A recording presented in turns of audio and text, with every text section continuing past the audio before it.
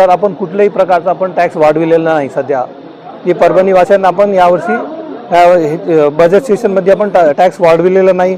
दुसरा, नागरिकांना जे सुविधा मिळण्याबाबत आपण 70 असे स्कीम्स आहे जे ऑनलाईन आपण अवेलेबल केले, जे प्रोग्राम आहे. त्यानंतर नवीन अर्थसंकल्प नागरिक घरोघरी कचरा जमा करण्यासाठी नियोजन केले जाईल. बायोमायनिंगद्वारे साठलेले जे कचरा आहे शून्य करण्याचे ते आम्ही प्रयत्न करू. शासन मंजूर केलेले भूमिगत गटार योजना ते आता फ्लोटमध्ये ते टेंडर ऑनगोईंग मध्ये आहे आणि आम्हाला अपेक्षा आहे की लवकरात लवकर ते चालू होईल. आणि पाचवा जे म्हणजे सट्टा जे आहे 21.98 कोटी रुपये समांतर पाणी पुरवठ्यासाठी आपण दिलेला आहे. शहरवासीकरता केंद्र सरकारच्या सहाय्यातून PME योजनेमधून आपण सिटी बस चालू केलेली करण्याचा प्रयत्न करत आहे, ते होणार आहे. आणि 8वा आणि शेवटचा जे गुंठेवारी नियमित करण्याकरिता आम्ही ते पण चालू करणार. अजून काय आपले बोलायचे तर बोला.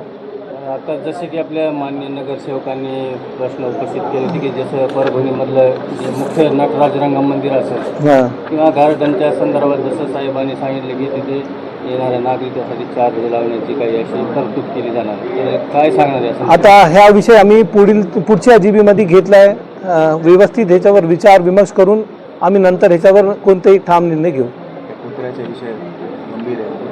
कुत्र्याच्या बाबतीत आम्ही ते आता जे अगोदरचे प्रशासकचा जे वेळ होता त्या वेळमध्ये ते सध्या नव्हता का स्टार्ट नव्हता. आता आम्ही जेव्हापासून पदभार घेतला त्या अनुषंगाने कमिशनर साहेबांना पण आम्ही संपर्क घेऊन आम्ही एक निर्णय घेतला. आम्ही ते हेडला आम्ही पैसे टाकले आणि ते ॲक्टिव्ह पण झालेलं आहे. बरेच प्रमाणे ते कुत्रे उचललेलेच आहे आणि त्याच्यावर जी शस्त्रक्रिया करायची होती ते पण केलेली आहे.